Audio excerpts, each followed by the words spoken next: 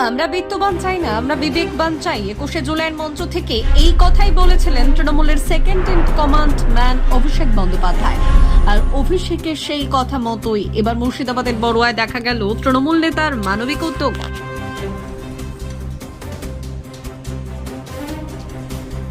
21শে জুলাইয়ের মঞ্চ থেকে তৃণমূলের সেকেন্ড ইন কমান্ড বলেছিলেন এই কথা, আর অভিষেকের সেই কথা মতোই এবার মুর্শিদাবাদের বড়ুয়ায় দেখা গেল তৃণমূল নেতার মানবিক উদ্যোগ।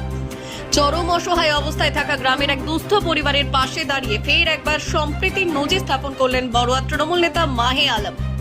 মুর্শিদাবাদ জেলার বড়ুয়া ব্লকের বাজিয়ারা গ্রামের বাসিন্দা পঙ্কজ ঘোষ দীর্ঘদিন ধরেই আক্রান্ত ক্যান্সারে। আর্থিক অবস্থা মন্দ হওয়ায় উন্নত মানের চিকিৎসা তো দূরের কথা, সংসারের খরচ চালাতেই হিমশিম খেতে হচ্ছিল অসহায় এই পরিবারটিকে। তারই মাঝে হঠাৎই মৃত্যু হয় পঙ্কজ ঘোষের স্ত্রী নিয়তি ঘোষের। একদিকে সংসারের ভাড়ালে চরম অভাব, অপরদিকে স্ত্রীর মৃত্যু শোকে থমকে যাওয়া পরিবারে হঠাৎ যেন দেবদূতের মতো পৌঁছে গেলেন মুসলিম এই তৃণমূল নেতা।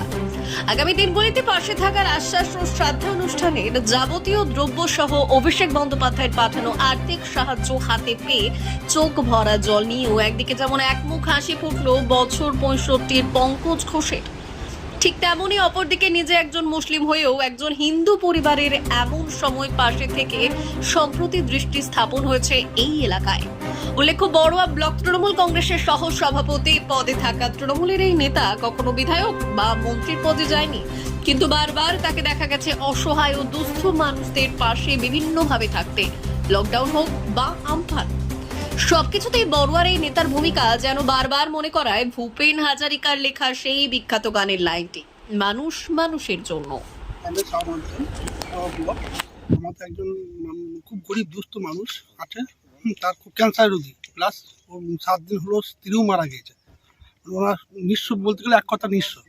ওনার পরিবারে এসে আমাকে, আমাদের মেম্বারকে, 2 মেম্বার আছে জানানোর পর আমরা আমাদের জননেতা দাদা মাহেলমকে জানালাম।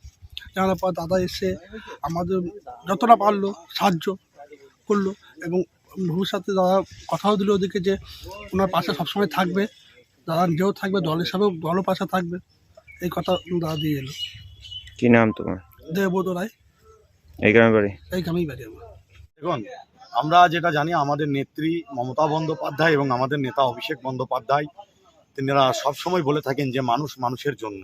সেই বাণী মাথায় করে নিয়েই আমরা সর্বক্ষণ যেমন বড়ুয়ার ব্লকের মানুষের পাশে থাকি, আজও ঠিক একইভাবে এই শাওড়া অঞ্চলের মাঝিয়ারা গ্রামে একটা দুস্থ পরিবার, যে পরিবারের আজ 7 দিন আগে একজন মারা গেছে, তারপরে ওই পরিবারের আরেকজন ক্যান্সারে আক্রান্ত, তাই সেই পরিবারের হাতে আজকে অভিষেক বন্দ্যোপাধ্যায়ের পক্ষ থেকে আমরা কিছু তাদেরকে খাদ্য সামগ্রীও, চাল থেকে শুরু করে, ডাল থেকে শুরু করে, তেল থেকে শুরু করে, ফল থেকে শুরু করে এবং অভিষেক বন্দ্যোপাধ্যায়ের পক্ষ থেকে কিছু আর্থিক সহযোগিতাও এই পরিবারের হাতে আমরা আজকে তুলে দিলাম। কারণ আপনারা জানেন যে আমরা যে সবসময় মানুষের জন্য যে কাজ করার যে প্রবণতা আমাদের নেত্রী এবং আমাদের নেতা যেভাবে আমাদেরকে বলে থাকে, সেটাকে আমরা ফলো আপ করে আমরা প্রতিনিয়ত মানুষের পাশে এভাবে থেকেই কাজ করে যাই। বিগত দিনেও দেখেছেন এইভাবে কাজ করেছি, আগামী দিনেও মানুষের পাশে এইভাবে থেকেই কাজ করব, কারণ মানুষ মানুষের জন্য। আচ্ছা, আপনি কোনো প্রধান নয়, আপনি কোনো এমএলএ নয়, কিন্তু আপনি একজন মুসলিম ধর্মের একজন নেতা, তারপরে একজন হিন্দু সনাতন ধর্মের এই যে তাদের যে কাজ, সেই কাজে অংশ নিলেন বা সাহায্য করলেন, একে মূলত কি বার্তা দেবেন এখান থেকে?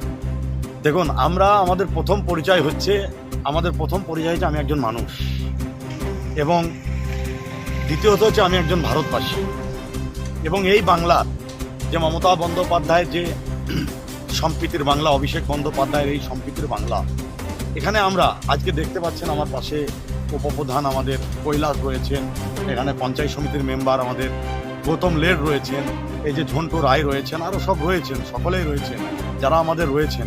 আমরা সকলে মিলে আমরা জাতি ধর্ম নির্বিশেষে আমরা মানুষের কাজ করার জন্য কিন্তু এগিয়ে আসি, মানুষের পাশে থাকার চেষ্টা করি এবং মানুষকে সহযোগিতা করি। কারণ একজন মানুষ হিসাবে মানুষের পাশে দাঁড়ানো এটা হচ্ছে প্রথম কর্তব্য।